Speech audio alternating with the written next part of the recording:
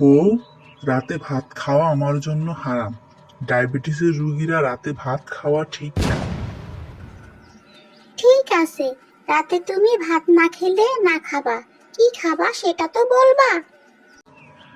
রাতে ভাত খাওয়া আর রুটি খাওয়া একই কথা। কি খাবা সেটা বলো। রাতে ছোলা বুট খাবো আর ডিম সিদ্ধ খাবো। দুটো করে ডিম দিবা আর ছোলা রান্না করে দিবা। ঠিক আছে।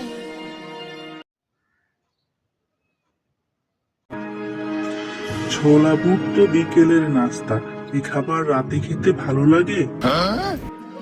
ও মা, তুমি তো বললা রাতে ছোলা খাবা, ভাত খাবা না। ভাত খাওয়া তোমার জন্য হারাম, সেজন্য আমি তোমাকে রাতে ছোলা আর ডিম দিই। এখন কি আমরা রাতে ভাত খাই আর তোমার জন্য ছোলা, সেজন্য তোমার ভাত খেতে ইচ্ছে করছে?